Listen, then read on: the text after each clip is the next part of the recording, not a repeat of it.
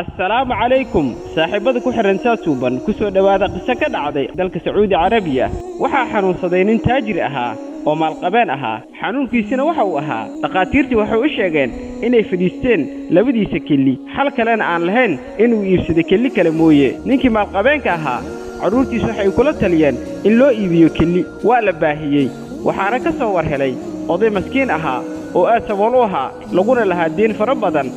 dadkii deenta ku lahaa waxay go'aan ku gaareen inay ka bixiyaan halkii guri oo uu ku noolaa markuu uu maqlay nin maalqabeen ah oo doonaya kili aad ayuu u farxay waxaana uu imaaday isbitaalkii ku jiray ninkii maalqabeenta ahaa waana is arkeen waxaana isla garteen qiimihii uu ugu iibsan lahaa kilida wuxuu u gaaray 50,000 oo riyaal ninkii saboolka ahaana waa uu aqbalay lacagtii loo soo bandhigay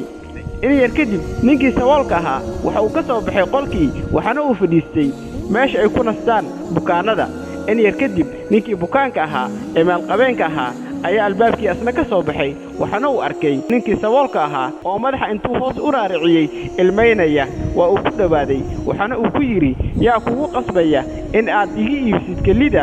haddii aadan raalli ka ahayn ma doonayo kelida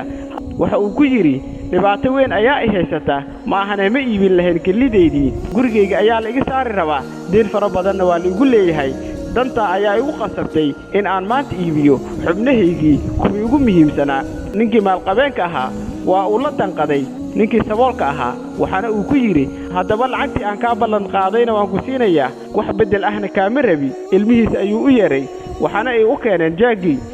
waxa uu saxiixay 50,000 oo riyaal ninkii saboolka ahaa mar labaad haddana farxad ayuu ilmeeyay ninkii ayuun aad ugu duceeyay waxaa ka soo wareegatay maalmo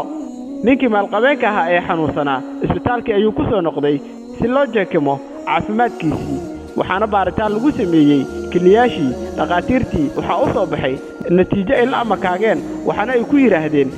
waa in lagu celiyaa baaritaan kale ayaa loo celiyey isla natiijadii ayaa soo baxday waxaana lagu yiri kiliyaashaadii aad ay caafimaad u qabaan wax xanuun ah haba yaraateena ma jirto umana baahnid in kili aad iibsatid iska daaye hatta kaniini uma baahnid oo kiliyaashaadii waa ay ku caafimaad qabaan ninkii aad ayuu u farxay dhaqaatiirtii waxa ay weydiiyeen wax uu ku caafimaaday hadal rasuulka uu yiri ayaa si dhab ah u qaatay waana ku camal falay rasuulka calayhi salaatu wasalaam waxa uu yiri bukaanadiina ku daaweeya sadaqada anna ninkii kiliyaasha aan kula heshiiyey ayaan siiyey lacagtii anigoon ka qaadan wax beddel ah sida ayaanu ku caafimaaday alla ayaanu ku mahadsan